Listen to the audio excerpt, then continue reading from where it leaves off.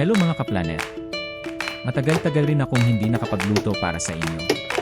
Kaya ngayon samahan niyo ako magluto ng napakasarap na may sabaw ngayong tag-ulan na naman.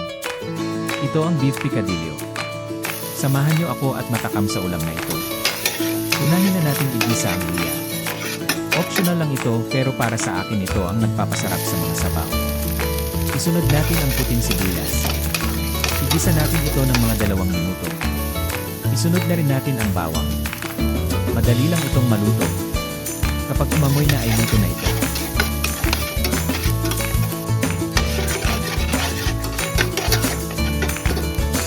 Isunod na rin natin ang siling labuyo. Optional lang ito kung gusto niyo ng maanghang na sabaw. At ang kamatis na mas nagpapasarap rin ng sabaw dahil sa asin nito. Lutuin lang natin ng mga 3 minuto.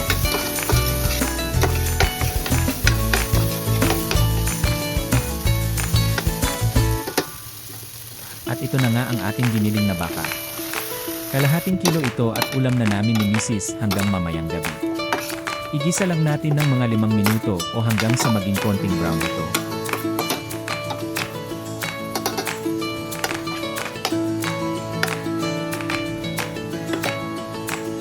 Idagdag na rin natin ang patatas.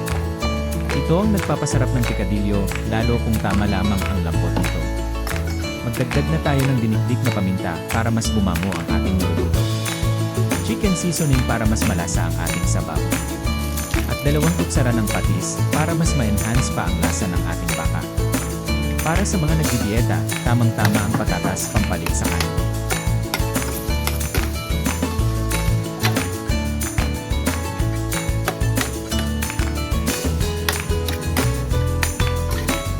Magdagdag na rin tayo ng mga 2 tasa ng tubig.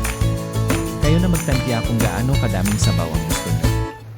Kapag malamig ang panahon, masarap ang humigop ng mainit na sabaw.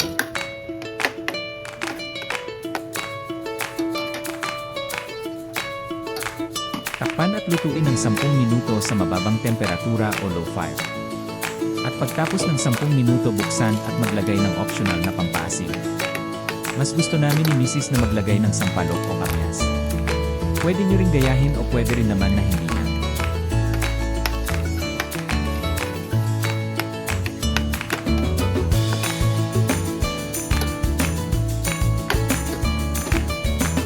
At bilang panghuli ilagay na natin ang dahon ng sibuyas. Masarap kung marami ito. Pwede rin ang dahon ng peche. Takpan lang ng mga 3 minuto.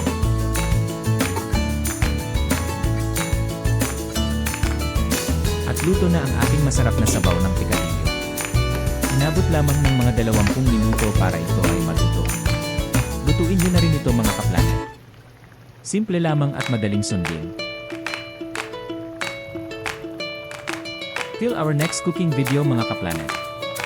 Naway safe tayo lahat sa mga pag-ulan sa mga panahong ito.